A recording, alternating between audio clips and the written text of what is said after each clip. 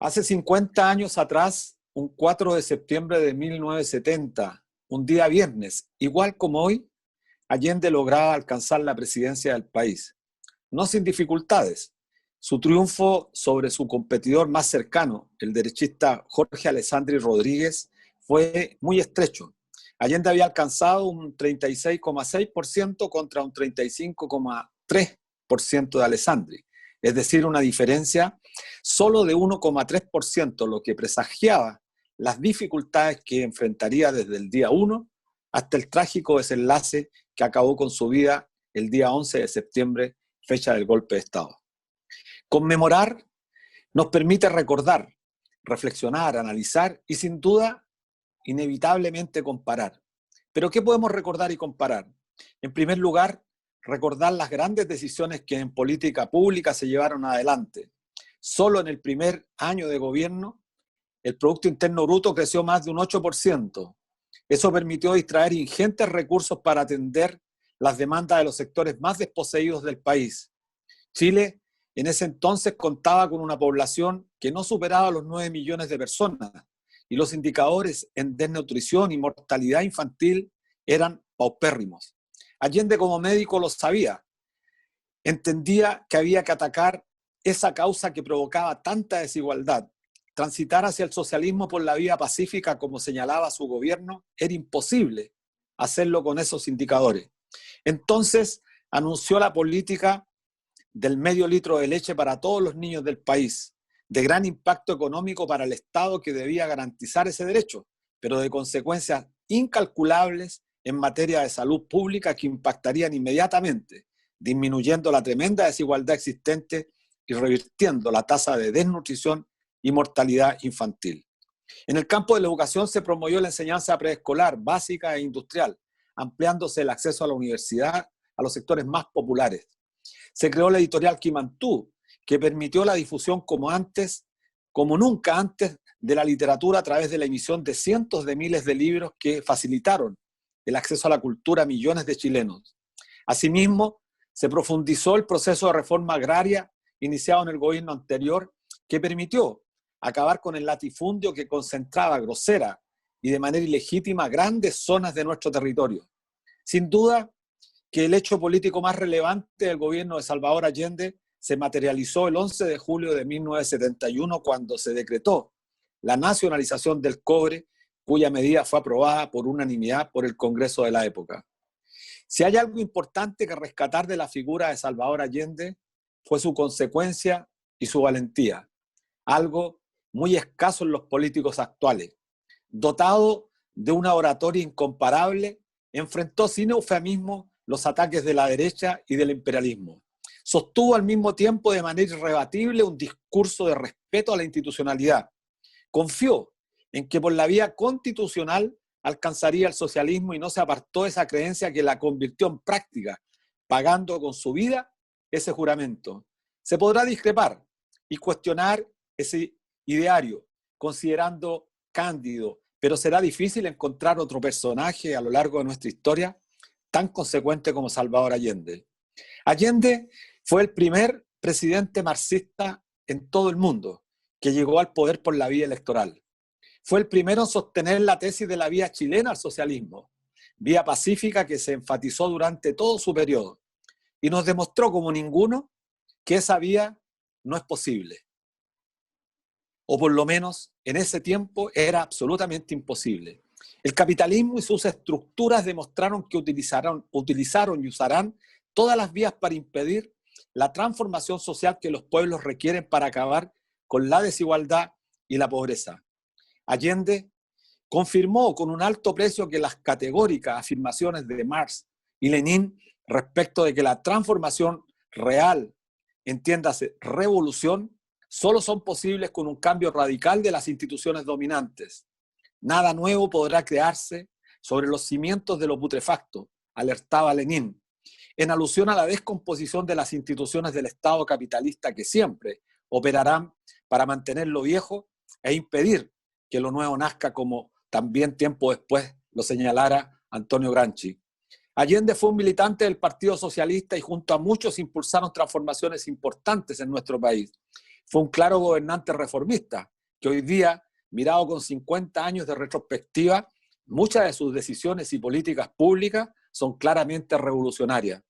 Las enseñanzas de Allende nos sirven para comparar hoy los desafíos que tenemos ante los eventos políticos en curso, para juzgar implacablemente a aquellos que, sirviéndose de su figura imponente, buscan capturar réditos para sí, importando poco ser herederos de una figura de la talla de Allende que buscó y luchó por la justicia y transformación social. Los verdaderos herederos de su legado son los millones de chilenos que salieron con valor y decisión este 18 de octubre a correr el cerco de la dominación, de la injusticia y la desigualdad. Los que incluso han pagado con su vida y sus ojos este tremendo compromiso por acabar con la injusticia. Ellos son los herederos verdaderos de Salvador Allende. Las fundaciones arropadas en la mentira, bajo la dirección de personajes oscuros, que han terminado a nombre del socialismo pactando financiamientos con los familiares del pinochetismo, por cierto que no tienen absolutamente nada que ver con la figura de Salvador Allende. No son sus familiares directos los portadores naturales de esta figura. Es el pueblo chileno, sus pobladores, sus trabajadores, quienes deben tomar lo más importante de la práctica de Salvador Allende para seguir adelante, dejando de lado, por cierto, todos los aspectos negativos, en especial esa tremenda obsesión por la creencia en la institucionalidad vigente creada por los sectores de la oligarquía que siempre intentarán abortar los legítimos derechos de las mayorías por alcanzar un mundo más justo y más humano. La demanda por el socialismo que levantó Allende no ha cesado, no puede cesar, mientras haya niños en las calles, mientras haya profesoras pidiendo limosnas porque el Estado no garantiza pensiones justas y dignas, habrá suficientes razones para seguir batallando por alcanzar el socialismo con el que soñó Salvador Allende. A 50 años de ese importante triunfo, la figura de Salvador Allende crece y seguirá creciendo en nuestra memoria. Hola, estimados amigos, amigas. Estamos como todos los días viernes a las 4 de la tarde en la Radio Universidad de Chile en el 102.5 FM, la radio que piensa, a través de nuestra señal también @canal.social, bajo la dirección de nuestra periodista Ana Muga y nuestra compañera conductora Miriam Campuzano. ¿Cómo estás, Miriam? Hola Luis, saludar a todos las personas que nos escuchan, que nos honran, como siempre digo, con su sintonía. Y bueno, coincidir contigo, recalcar que en los 50 años de la UPA, este primer mandato socialista del mundo, que fue elegido de manera democrática, eso también hay que recalcarlo, sino también el primero en transitar el socialismo mediante la vía pacífica. Así es que este programa esperamos focalizarlo en esa rememoración de los 50 años de la UPA que llegó al poder el 4/11 de 1970 con Salvador Allende. Y sí, pues como tú decías, hay hartas cosas que aún se mantienen, cuesta romper el sistema, tanto así que los camioneros se encargaron de rememorar su papel protagónico también en el año 73, y bueno, un paro que se ganó el repudio transversal a nivel nacional, porque se veía que contaban con el apoyo de las fuerzas policiales, del mismo gobierno, porque se burlaron de las y los chilenos, hicieron fiestas, no respetaron las normas sanitarias, hicieron asado, entre otras cosas más. Pero bueno, eso nos rememoró el mismo papel que tuvieron en el año 93. Así es, mira, es tremendamente importante. 50 años, se dio la coincidencia que justamente fue un día viernes que el pueblo de Chile celebró. Teníamos 8 millones, un poquito más de 8.800.000 personas, éramos todos los chilenos en nuestro país. Santiago creo que tenía, no sé si alcanzaba los 4 millones, poco menos. Es decir, era una población absolutamente distinta a la que tenemos hoy día, éramos mucho más pobres, éramos muy pobres los chilenos en esa época. Y sin embargo, con un aliciente moral que generó este triunfo de la Unidad Popular de Salvador Allende fue tremendo. Tú hubieses estado en esa época, yo era muy joven, tenía 13 años para la asunción de Salvador Allende, y fue un momento de mucha alegría, de mucha esperanza, de mucha ilusión.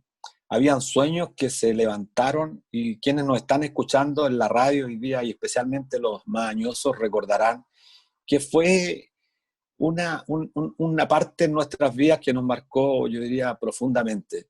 Tuvimos sueños, creció la solidaridad, creció el trabajo voluntario. Me tocó trabajar en trabajo voluntario en el sur y en el norte de nuestro país.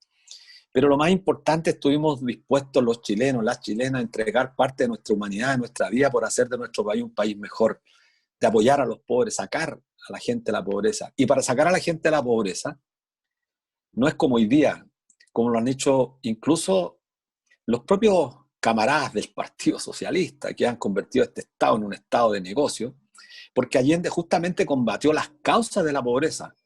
Y no como nos han dicho en estos 30 años, que aquí lo importante es atacar con un Estado subsidiario la pobreza. No, la pobreza es una consecuencia, y hay que repetirlo una y mil veces, para que especialmente estos que se dicen socialistas, estos que se dicen herederos de Salvador Allende, entiendan, no es la pobreza la causa de nuestros males, la pobreza es una consecuencia.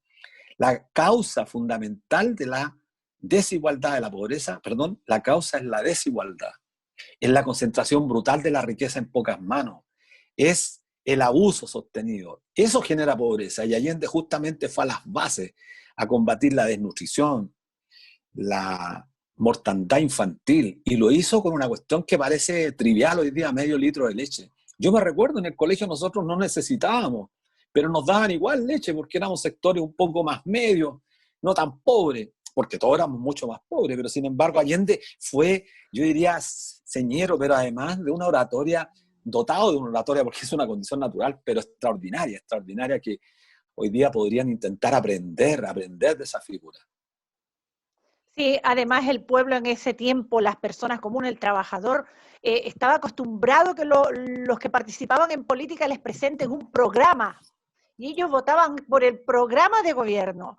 Y todo esto del golpe militar que se efectuó ha producido una especie de desafección que hace que el día de hoy la gente no vote por un programa de un partido o de una persona, Así es. sino más bien vote por un personaje producto del marketing, porque nos manejan como una Claro, empresa, así porque es. eso es lo que ha logrado cuando la empresa. Y quiero anexarlo porque no sé si tú escuchaste que ahora, liderada por la DC, un grupo de diputados van a presentar una acusación tardía en contra del ministro Pérez por el Así tema de es. los camioneros.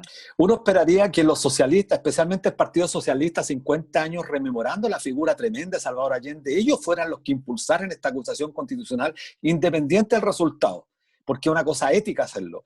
Y además que en el marco de un paro que recuerda el paro de octubre del 72, cuando acabaron con Allende, el mismo gremio reaccionario que hay en este país, que además ha hecho uso y abuso, transgrediendo toda la normativa que este propio gobierno ha señalado en materia de confinamiento, pandemia. Vieron el espectáculo francamente abusivo contra las mujeres, contra todos nosotros, de estos señores divirtiéndose mientras el pueblo está confinado. Yo creo, ¿qué dice el Partido Socialista, por favor?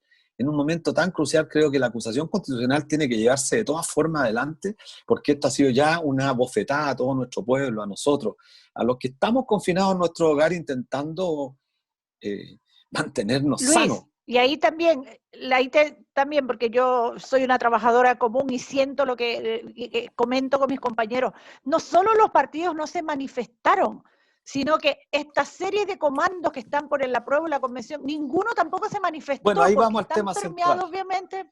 Bueno, Sí. ha nacido un comando que justamente los movimientos sociales hemos tratado de impulsar, no con el objeto de dividir, no, sino por el contrario, tratar de formar una instancia donde se puedan agrupar todos los independientes, porque efectivamente existen varios comandos que ojalá avancen en lograr el objetivo fundamental que tenemos, que ganar por paliza, por goleada el 25 de octubre. Hay como dos o tres comandos que están conformados por los partidos políticos, que es absolutamente legítimo, pero no hay un comando que represente al mundo social, al mundo independiente. Nosotros formamos un comando con distintas instituciones, con los profesores, con la coordinadora Norma FP, con los sectores públicos, los sindicatos, los artistas, que es un comando de los movimientos sociales y los independientes por el apruebo y por la convención constitucional, y porque además nos hemos comprometido a batallar hasta el final de nuestros días por que efectivamente en Chile tengamos a la brevedad una asamblea constituyente y no una convención constitucional como lo señalaron.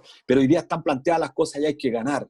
Y hay que ganar con mucha fuerza y distinguirse de los del apruebo. Porque, ojo, nosotros tenemos que enfatizar, porque por el apruebo está Longueira, está Kass, está Lavín, está Desbordes. ¿Y qué tenemos que ver con ello? Pero además está Camilo Escalona, que dijo que fumar opio era cambiar la Constitución. Está Rodrigo Valdés, que es el impulsor más grande de las AFP, enemigo nuestro, ex ministro de Hacienda. Nicolás Izaguirre con Sergio Vitar, que fueron los promotores del CAE. Entonces, tenemos que sumar fuerzas para ganar, pero una vez que ganemos el 26 hay que inmediatamente diferenciarse de esta gente porque buscan ser, y ya lo han dicho, Guterres Martínez, quieren ser constitucionalistas, delegados constitucionales, etcétera, etcétera. Pero ¿qué confianza podemos tener nosotros que ellos vayan a escribir una carta fundamental que restituya derechos? Así que tenemos que disputar. Es que exactamente, hay que disputar y ojalá este nuevo alianza, esta asamblea de movimientos sociales o como se llame, empiece el trabajo desde los territorios, escuchando desde los sindicatos, los sectores de trabajadores, para así ser, o sea, que ellos se sientan parte de, porque como tú bien lo decías, los comandos están permeados por los partidos políticos, entonces obedecen más a las instrucciones del partido que las demandas que nos llevaron a ese 18 de octubre, que fueron donde los estudiantes pusieron en los puntos sobre la IES.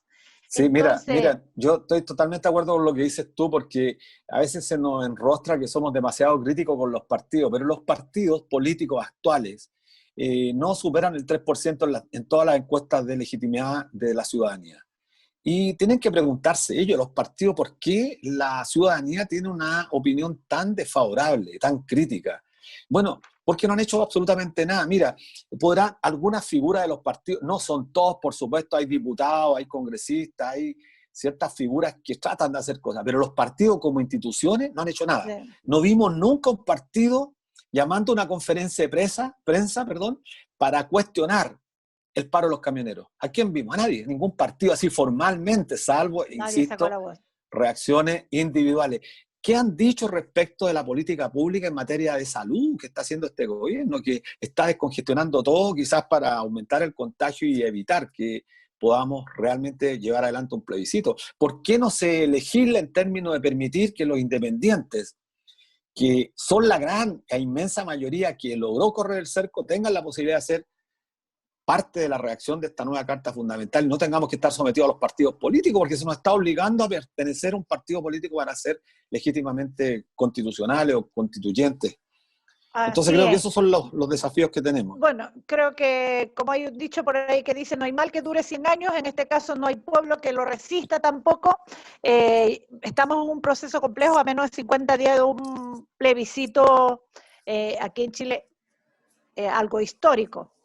Y creo que es hora de irnos a un corte musical, un tema ad hoc a estos tiempos, un tema que fue tocado por Inti Gimani bajo la cuarentena, un 1 de mayo, así que vamos con El Pueblo Unido, este Jamás será hermoso tema. vencido. Estamos de vuelta en este espacio debate social en la 102.5 del dial FM de Radio Universidad de Chile, la radio que piensa, y en su señal online y por streaming a través del fanpage de @canal.social. @canal.social, síganos. Hoy tenemos un tremendo invitado, él es Premio Nacional de Historia, el señor Gabriel Salazar Vergara, uno de los intelectuales más destacados del siglo XX y XXI, por su numerosa, influyente y discutida producción historiográfica. Además, es uno de los fundadores de la llamada Nueva Historia Social.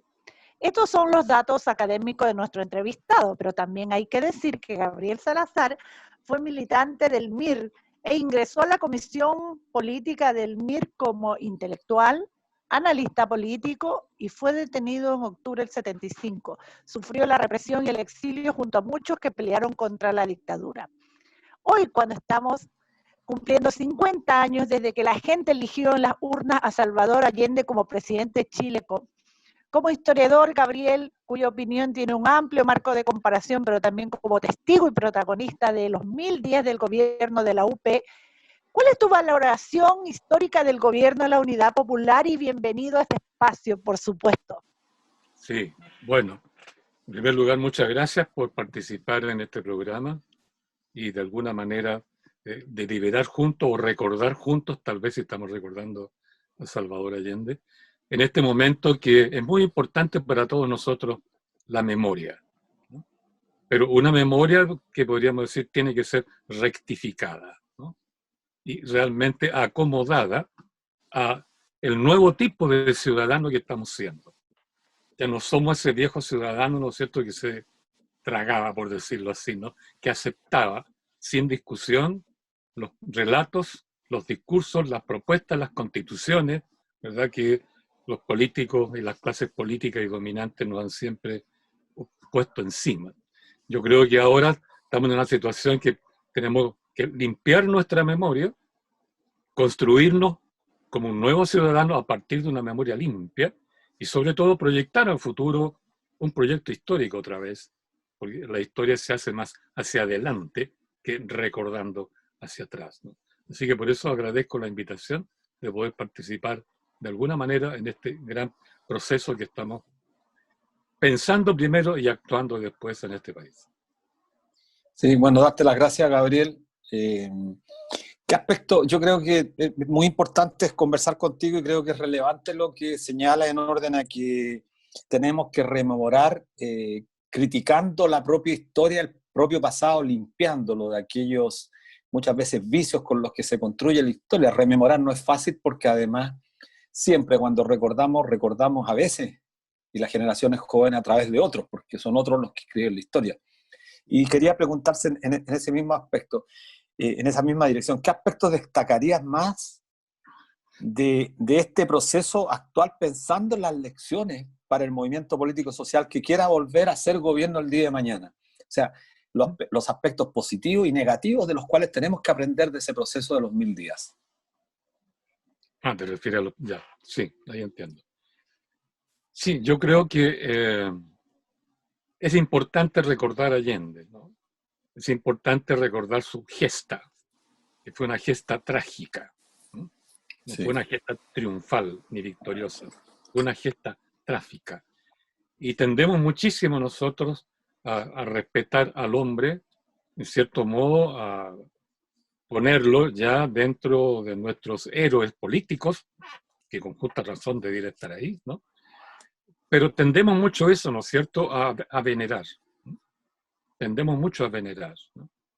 Y yo creo que es muy importante aclarar, no la calidad humana y la calidad de político y de revolucionario que tuvo Allende, y que eso no está en cuestión, sino el contexto histórico en que él actuó, ¿no?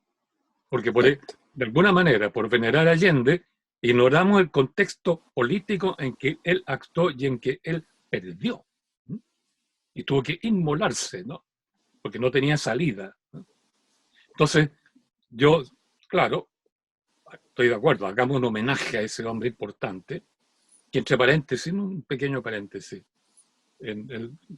tal vez ustedes recuerdan, en el año 2010 Televisión Nacional hizo un certamen, hizo una encuesta en la juventud chilena acerca de cuál era el hombre más importante, los más importantes, en plural, de la historia de Chile, ¿no?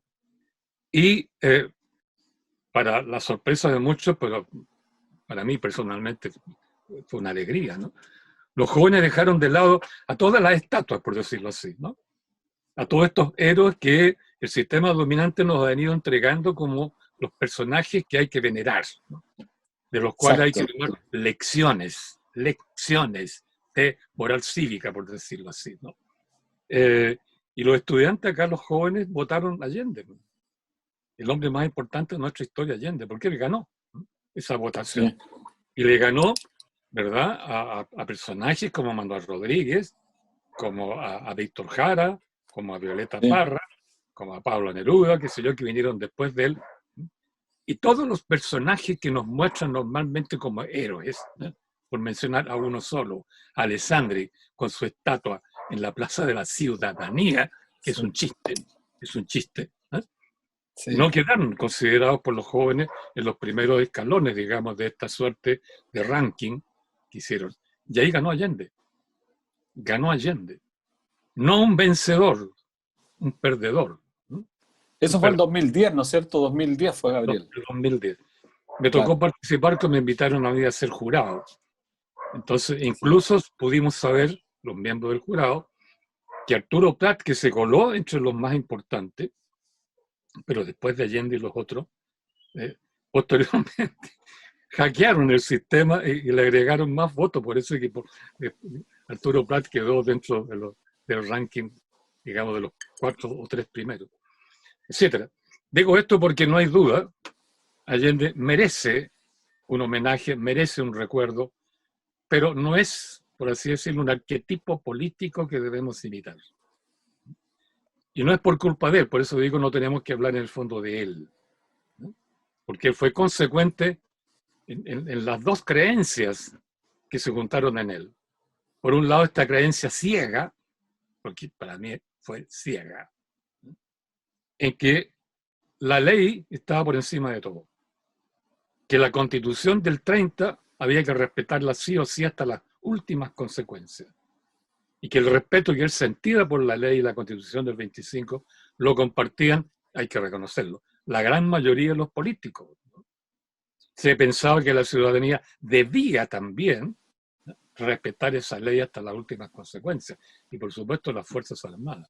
Es curioso que se insistiera tanto en respetar una ley, la Constitución de 1925, que era ilegítima, y que además era liberal. Es decir, exactamente una constitución, además de ilegítima, era liberal, una constitución que no servía a los propósitos que la ciudadanía después del 25 quedó marcando ahí, ¿no? Esto es lo que hay que hacer, es decir, desarrollar la industria, desarrollar la producción, desarrollar económicamente el país, avanzar hacia la proletarización en el sentido de aumentar el empleo proletario y por otro lado la justicia social, ¿verdad? Este Estado no estaba capacitado para eso, porque era liberal y además ilegítimo. ¿Pero por qué ese carácter ilegítimo, Gabriel, crees tú que tenía la Constitución en ese momento? Porque así lo dice claramente la historia con todos los documentos posibles y por haber, ¿no? Yeah. Lo que ocurre es que en este caso la historia fue muy débil, los historiadores fueron muy débiles y no sacaron a relucir los documentos y los hechos que constituyeron las razones de esa ilegitimidad, y se quedaron con el mismo discurso público que Alessandri era el fundador del Estado democrático en Chile. Democrático. ¿No? Entonces, ¿qué es lo que pasó? Muy pocas palabras, porque sería cuento largo y tendríamos toda una hora para hablar de esto, ¿no? ¿Qué es lo que ocurrió?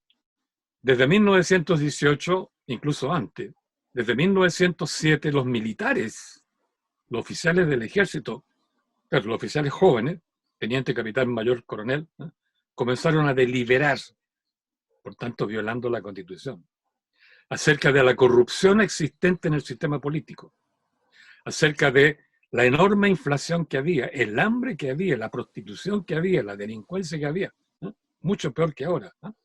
Entonces ellos, deliberando, porque además la crisis económica los dejó sin sueldo, no les pagaban el sueldo, lo mismo que a los profesores, ¿no?, decidieron dar un golpe de Estado, esos jóvenes oficiales. Y en septiembre de 1924 dieron ese golpe de Estado. Incruento, no dispararon ni un balazo.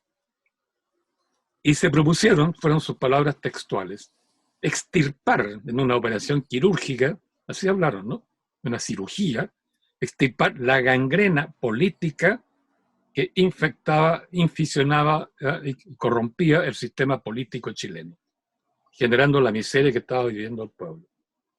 Y no voy a entrar en detalle, dan el golpe de Estado, obligan al Congreso a despachar en cuestión de horas una cantidad de leyes sociales que hacía como 30 años que estaban ahí en carpeta, ¿no?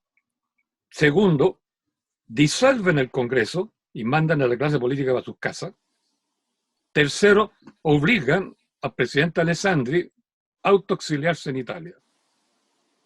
Limpiado, había hecho la operación quirúrgica, digamos, no se demoraron ni 4 días, sin disparar ni un balazo. Convocan entonces en un manifiesto público, manifiesto al pueblo de Chile le llamaron, dijeron lo siguiente en síntesis: lo que dije, hemos dado un golpe de Estado para extirpar la cadena política que ha inficionado al Estado por mucho tiempo. Segundo, Claro. hecha esta operación quirúrgica, no vamos a gobernar nosotros. Comparen con lo que pasó con Pinochet. No vamos a gobernar nosotros. No vamos a producir un caudillo para que establezca una dictadura sobre Chile. Entonces lo que estamos haciendo, limpiado el panorama quirúrgicamente, convocamos al pueblo de Chile a una asamblea constituyente libremente electa para que el pueblo exprese allí su voluntad soberana. Ese manifiesto lo difundieron el 11 de septiembre, fíjese la coincidencia, de 1924. Yo pienso que ese es un manifiesto que deberíamos todos conocerlo. Está olvidado por ahí en las memorias de algunos militares. No hay ningún historiador que haya destacado este hecho. Y por eso es que se dio la posibilidad entonces de convocar una libre asamblea constituyente. Fueron los militares. Claro. Y estos oficiales jóvenes, no contentos con eso, organizaron, son detalles históricos, pero es bueno conocerlo, fijarse bien, un comité de oficiales para ir a hablar en las sociedades mutuales con los trabajadores y con Luis Emilio Recabarren, para de alguna manera establecer una suerte de pacto tácito en el sentido de organizar y llevar a cabo la asamblea constituyente que los oficiales estaban llamando. Ya hay ahí anécdotas muy lindas, ¿no es cierto?, de cómo estos militares, una escena rara, ¿no?, deliberaban junto con los trabajadores en las asambleas que tenían estos, ¿no? Y en una gran meeting, por ejemplo, el propio Recabarren, al lado de un capitán que estaba a cargo de este comité, capitán Carlos Millán, que deberíamos recordarlo, juntos frente al pueblo, hablando uno y otro en este mismo sentido. Por eso es que hubo un frente, por así decirlo, cívico-militar, que convoca en 1924 una Asamblea Nacional Constituyente libremente electa. Entonces el problema que se presentó, que es un problema que tenemos hoy día, ¿no? ¿Cómo se organiza una Asamblea Constituyente? ¿Ya? Los trabajadores no sabían, los militares no sabían. ¿Ya? Entonces, deliberando, y los militares que tenían en ese momento la sartén por el mango, porque de esa razón es larga de explicar, dijeron, bueno, lo mejor es que hagámoslo de acuerdo a la ley. Y que venga el presidente de Chile, que está refugiado en Italia, se devuelva, le enviaron una carta, y él presida el proceso de organización de una asamblea constituyente. Y lo trajeron Gabriel, con esa tarea. Termino. Gabriel, ¿verdad? Sí. Pero es que hay que redondear la idea, ¿no? Sí. ¿Qué hizo este señor? Jamás convocó una asamblea constituyente. Jamás. Traicionó, por tanto, la voluntad de los trabajadores y de los militares. Y organizó a cambio un comité constituyente de muy pocas personas que él designó. Y ese comité, con él a la cabeza y él gritando más o menos cada artículo de la Constitución, ¿no?, son los que redactaron la Constitución del 25. ¿No? Ellos. Por esa razón, y ahí sí que termino, esa Constitución era ilegítima. Traicionó la voluntad soberana de los trabajadores, de los militares, y los trabajadores incluso se prepararon para esa asamblea y organizaron su propia asamblea constituyente, y en esta asamblea constituyente los trabajadores plantearon que el Estado debiera ser un Estado expresamente organizado para desarrollar la producción del país, y a través de este desarrollo de la producción dar empleo a los trabajadores, superar la inflación, etc. Y ese Estado debería estar compuesto solo por representantes de las clases productoras, o sea, industriales, mineros, agricultores, trabajadores, y le agregaron los intelectuales. Así es, Gabriel. Por esa razón que esa Constitución fue ilegítima. De ahí el contraste, que todos los políticos después de 1936 la defendieron como la ley, incluyendo Salvador Allende. Sí. Así es, pero estamos en un programa, gran aporte esos detalles que nos da. Estamos en un programa que rememoramos los 50 años de que la gente eligió en las urnas a la Unidad Popular. Y para allá mismo te quería llevar nuevamente. La Unidad Popular gobernó con un programa ambicioso y que daba soluciones a demandas sociales, que fue, bueno, rápidamente, como todos sabemos, sobrepasado por las implementaciones mismas del gobierno. Entonces te quiero hacer una relación. ¿Por qué ahora se vota no se vota por un programa concreto, sino que más bien es un candidato que se vende como un producto de marketing? ¿Y por qué la ciudadanía quizás tiene ahora esa desafección por los políticos? Según tu opinión. Bueno, por la simple razón que hay que basarse en que la Constitución del 25 fue ilegítima. Y se aprobó un tipo de Estado que era imposible que hiciera lo que el pueblo quería, desarrollar la producción, desarrollar la industria, justicia social, etcétera, etcétera. Porque era liberal. El Estado liberal no permite políticas donde el Estado planifica el desarrollo industrial, el Estado protege a la mujer, protege a los niños, protege a los trabajadores, etcétera. El Estado liberal, como todos sabemos, se caracteriza porque frente a las necesidades de desarrollo de cualquier tipo, el Estado se cruza de brazos. Eso es lo propio del Estado liberal. El Estado no interviene, no planifica, ¿se fija? No impone proyectos de desarrollo por vía administrativa. Eso es lo propio del librecambismo, es lo propio del Estado liberal norteamericano. Porque la revolución industrial en Inglaterra, que se extendió por todo el mundo, fue de pura iniciativa privada. Entonces la corona británica no intervino. De ahí sacaron toda la política del libre cambio y de que el mercado y la economía de mercado tienen potencial. Pero eso que fue válido para la revolución industrial inglesa, la primera del mundo, para los países colonizados, cuando quisieron industrializarse, tenían metido el capital británico, o francés, o alemán, o norteamericano, dentro del país. Entonces la iniciativa privada no podía competir con esas colonias comerciales en el fondo, pues ya la industria estaba en Inglaterra, pero los comerciales que la vendían estaban acá. Por eso es que el librecambismo no estaba capacitado, el librecambismo no estaba capacitado para producir desarrollo en los países colonizados. Resultó en Inglaterra, resultó en Estados Unidos, que fueron los primeros. Pero los que 100 años después, o 150 años después, quisimos industrializarnos, ya teníamos el capital extranjero metido dentro de nosotros y la iniciativa privada no podía competir con ello.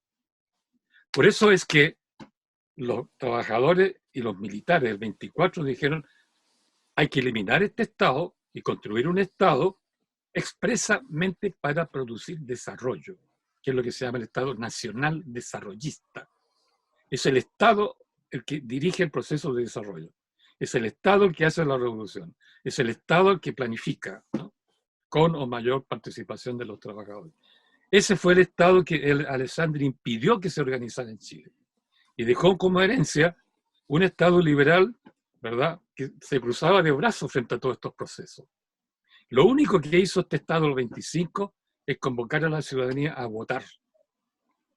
Ahí se constituyó una democracia electoral con un voto individual nuestro. Pero ese no fue un Estado para producir desarrollo real, porque todos los estados que quisieron desarrollarse como un Estado liberal fracasaron. Los que triunfaron,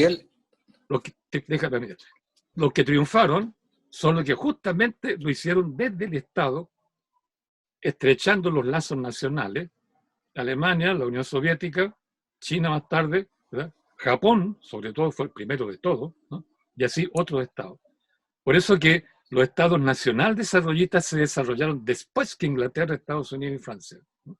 Y las dos guerras mundiales fue un conflicto entre los estados liberales, capitalistas, y los estados nacional desarrollistas, que los norteamericanos llamaron totalitarios, que produjeron desarrollo desde el control nacional y estatal de los procesos económicos. Entonces, ese fue el Estado que Alessandri impidió y dejó como herencia un Estado liberal impotente para el desarrollo. Nuestra tragedia fue que la izquierda chilena creyó en ese Estado. Y todos los partidos políticos de centro-izquierda suscribieron la Constitución y juraron defenderla y la defendieron hasta el final.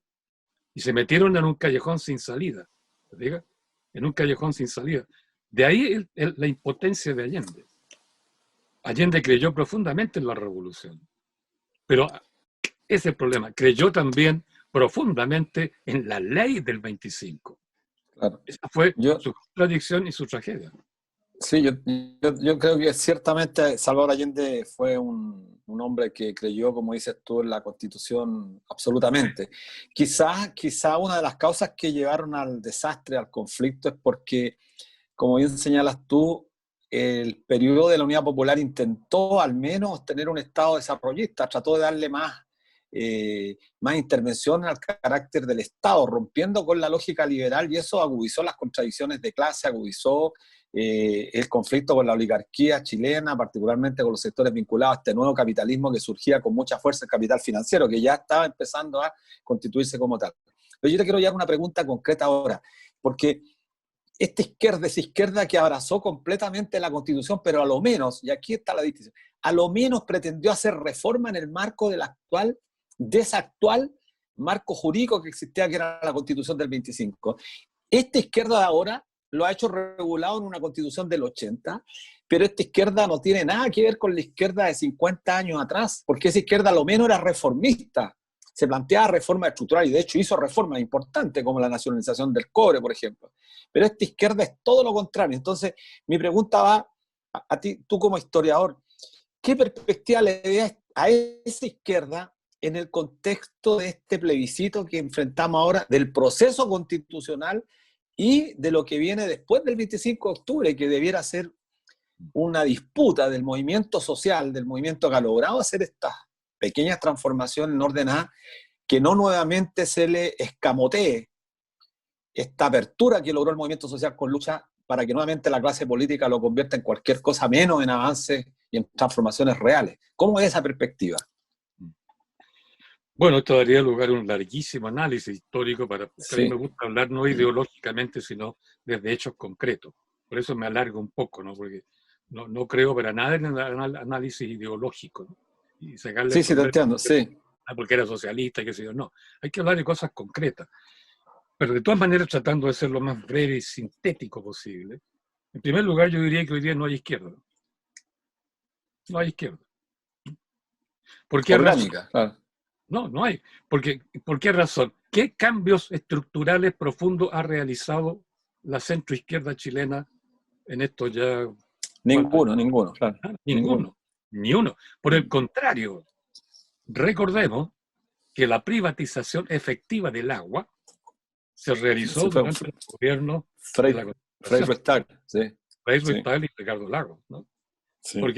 Porque Pinochet, con todo lo que fue, solamente sacó un decreto ley donde de alguna manera planteaba que los derechos del agua, digamos, podían privatizarse. Pero la efectiva privatización de las sociedades de agua, de las compañías de agua potable y alcantarillado, fue durante los gobiernos de la Concertación. La privatización del agua, pero es que eso ya es el colmo del liberalismo. Claro. Para mí que no hay izquierda, no ha habido izquierda. Había puro centro y puro neoliberalismo. No es extraño que todos nosotros y todo el pueblo está rechazando en bloque a la clase política y no hace distinción de centro, izquierda y derecha, ¿no? El gran movimiento de octubre hasta marzo, diría yo, ustedes lo vieron, ¿no? Ahí no hay partido. No hay partido, solo está el pueblo versus un sistema podrido que lleva 200 años, ¿no? Entonces yo creo que la izquierda anterior, la de Allende, por lo menos intentó reformas estructurales, y tú mencionabas algunas, reforma agraria, nacionalización del cobre. Pero nunca planteó esa izquierda, ni Allende tampoco, ¿no? Ni Frei tampoco, el cambio en la Constitución. Plantearon todas estas reformas. Hablamos de revolución en todos los tonos, ¿cierto? Pero nadie propuso un cambio de Constitución. Es efectivo que Allende, al final, ya en los meses de agosto, septiembre del 73, en vista de la situación, sin salida, sí planteó y dijo, y hay documentos que lo testimonian, el pueblo tiene que decidir una nueva constitución. Y que él mismo, pero lo dijo al final. Después incluso que le mandó una carta a los compañeros de Concepción cuando hicieron la Asamblea del Pueblo, en oposición al Congreso, una carta que los trató de contrarrevolucionarios, digo, porque la revolución no la hacen ustedes, la hace el gobierno, ¿no? Fue una carta terrible, está publicada también, ¿no? Pero al final se da cuenta y plantea esto, el pueblo tiene que hacer la Constitución, pero ya está todo perdido a esa altura, ¿no? Yo creo que ese es el problema. La izquierda anterior fue una izquierda parlamentaria, liberal, ¿no? Que planteaba grandes reformas parciales, ¿no? Pero no la gran reforma que tiene que ser la reforma de la Constitución, porque con eso cambia todo, ¿no? Y sobre todo cambia la situación del ciudadano, porque en ese tiempo hablábamos de revolución, pero el ciudadano, yo que soy viejo, lo viví todo eso, éramos nosotros más en la calle, no ciudadanos. Gabriel, respecto de eso mismo, hoy, en el escenario político que tenemos hoy de cara a un proceso constitucional, ¿cuál es el rol que deberían jugar hoy los movimientos de pobladores, los movimientos sociales, frente a este nuevo escenario que se plantea en Chile a puertas del 25 de octubre segundo? ¿Cuál es el rol que debería tener estos movimientos autónomos, sociales, segundo? Estamos llamando un escenario importante al que han creado los políticos con su acuerdo y su ley 21.200, creo, ¿eh? Acuerdo con Este escenario es el escenario que ellos tratan de poner por encima del más grande escenario que nosotros, con el movimiento que partió en octubre, hemos creado. ¿Y cuál es el escenario que nosotros creamos? Claro, efectivamente queremos un cambio de la Constitución, pero el verdadero escenario es que hoy día, como ciudadanos, somos distintos a los movimientos de masas de la época de Allende. Porque los movimientos de masas en la época de Allende estábamos en la calle también, pero estábamos para pedir, para aplaudir a nuestros caudillos, para exigir, y si no nos respondían a nuestras exigencias, protesta callejera, éramos masa en la calle. Y la masa no delibera, la masa no está en asamblea, la masa no propone, la masa no es soberana. Lo nuevo es que el escenario nuevo es que ahora ya no somos masa. Ya no andamos, ¿no es cierto?, esperando que nuestros líderes nos resuelvan los problemas. Ya no andamos por las calles con bandera de partido. La hemos sustituido de manera creciente por la bandera mapuche.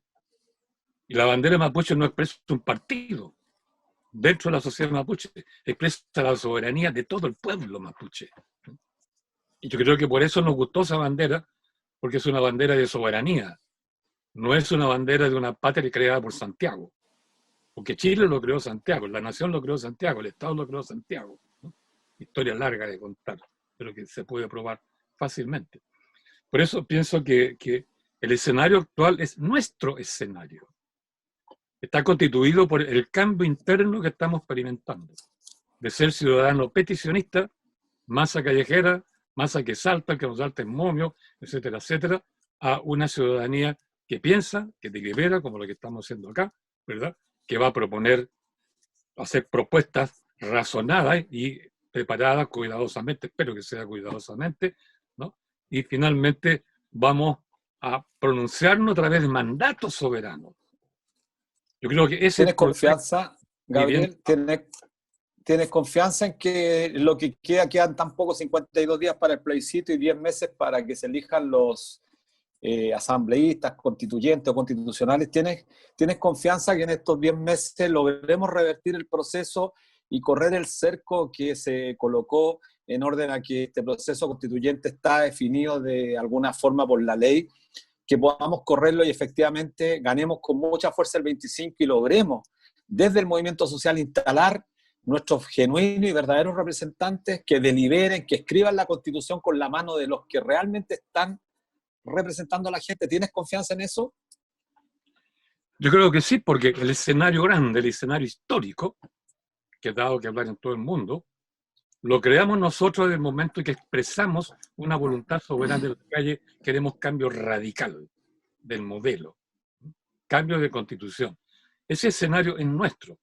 Los políticos a juego perdido salieron, ¿verdad?, muy abrazados, muy contentos, casi con lágrimas en los ojos, y nos rayaron una canchita, ¿no? ¿Ah? Que el movimiento pase por esta canchita, ¿no? Y que obedezca las reglas que le pusimos allí, ¿no? Que tal día, que tal nombre, convención constitucional y no asamblea constituyente, ¿verdad? Que tal quórum, que tales temas, y ustedes no me van a cambiar los tratados internacionales, ¿no? Hoy también nos pusieron ese rayadito. Sí, sí. Los tratados internacionales no se cambian, ¿verdad? Y probablemente nos van a meter otro tabú, ¿no? Esto no se cambia, pero esa es una cancha lateral que rayaron ellos. El gran proceso tiene su propia cancha, ¿no? Y va a seguir caminando. Entonces se va a crear una situación no de poder dual, como decían en otras épocas, Trotsky y otra gente, ¿no? Sino que hay acá una instancia político pseudo constitucional, porque la ley 21.200, muchos abogados dicen que es inconstitucional, ¿verdad? Donde vamos a participar. Ya, pues nos rayaron la cancha. Bueno, juguemos el partido de ustedes. Plebiscito. Lo vamos a ganar también. Pero no se crean que esa asamblea que ustedes quieren que organicemos va a ser nuestra asamblea. El problema es que ellos pusieron plazos cortos, ¿no? Octubre, y de ahí probablemente 6, 8 meses, máximo un año para adelante. En cambio, nuestro plazo de construcción de nuestra alternativa, de expresión de nuestra voluntad soberana, es más largo. Porque estamos aprendiendo. Esto de transformarse de ciudadano masa, peticionista, que vota un votito individual, una rayita secreta, ¿verdad?, en un ciudadano soberano, que delibera y expone sus mandatos soberanos a nivel de constitución nueva. Este es un proceso lento. De hecho, tiene varias décadas para atrás de su origen. Ahora estamos culminando, pero todavía falta, porque tenemos que aclarar ¿cómo queremos construir nuestra verdadera asamblea? No sabemos todavía cómo. Así es, Gabriel, pues. Sin duda tenemos que ser capaces de abrir ese camino, de saltar esa valla, de romper la valla y llegar a lo que el trabajador, el poblador, es lo que demanda. Y el movimiento social no solo ha sido capaz de demandar, ha sido capaz de hacer propuestas en el tema de las viviendas, en el tema del agua, en el tema de las AFP. Entonces sí vemos y somos testigos de aquellos cambios. Pero ha llegado lamentablemente el momento de despedirnos. Ha sido enriquecedor estar contigo. Agradecemos tu participación. Ha sido muy clarificante y te dejamos invitado para un próximo programa de Radio Debate Social y a compartir nuestro fanpage @canal.social. Así que, Gabriel, no sé si te quieres despedir. Muchas gracias, Gabriel, muy amable. Nos estaremos viendo pronto. Un abrazo grande. Gracias a ustedes por esta oportunidad de conversar con ustedes, por supuesto. Y nos estaremos viendo más adelante. Sí. Mucho camino todavía. Sí. Y muchas cosas por hacer. Así que, chao, chao y gracias. Chao.